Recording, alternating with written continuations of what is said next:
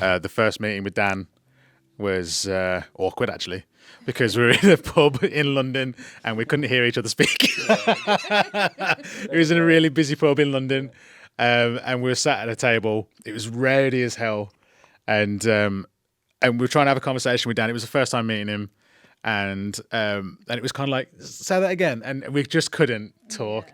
And then he was only available for an hour or so.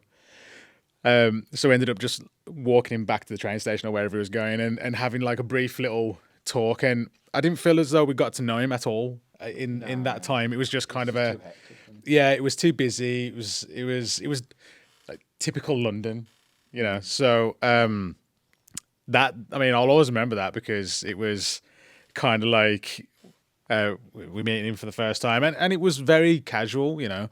It was always set up for us to meet him and it be very casual, just talk about, you know, what we're into, what we want to do, and I don't think we even managed to convey that to Dan at the time, but then that actually led on to what I would class as our actual first meeting, where he messaged us out the blue and said, "Look, guys, I want to come to Warsaw and I want to come and hang out and speak with you guys, talk about the next record." And we was like, "You really want to go to Warsaw? That's that's brave." Okay, wicked, yeah. Come to our studio, and he did. Probably like the back end of that week, yeah.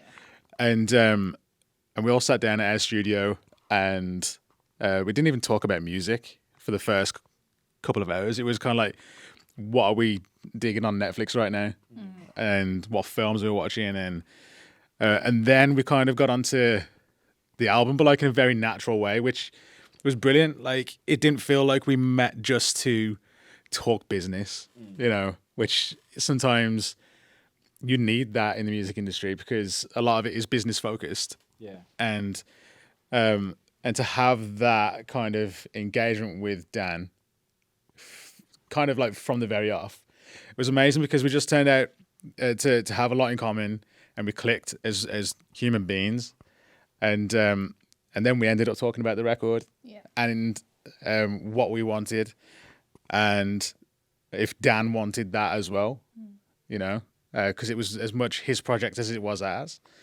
So it was actually the second conversation that I'd say was the conversation. Yeah. The first one was just awkward.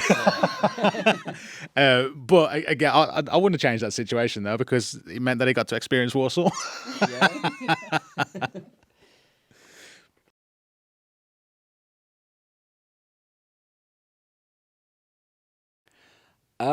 It was difficult because Warsaw culture is what's the word? Lacking, I guess. There is no Warsaw culture. We went out for a few times, like when we could, like get food, and we took him around the Arbo. we did. We took him around the Arboretum. Warsaw has a nice Arboretum, so we took him around that. But yeah, we went. Where did we go? Was it like Frankie's and Benny's or somewhere we went? Which is not Warsaw culture. That's like. Oh, we went there once, we went there once as well.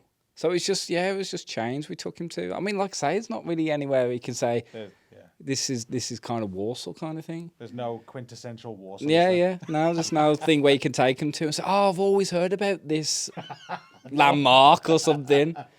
So the legendary trolley in the street. I've heard about that. Yeah.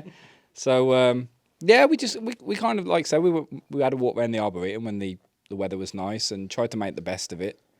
But yeah, Warsaw doesn't have a rich heritage of culture, so it's hard to figure out where to take him.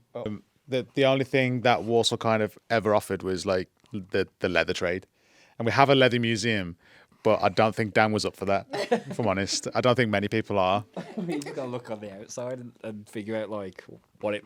Just to look at it, you think, I'm not going in there. Yeah, it doesn't look the most. I mean, you've been in it ages ago, did you? Did you say? When I was at school, yeah, but I mean, I wouldn't go there at choice.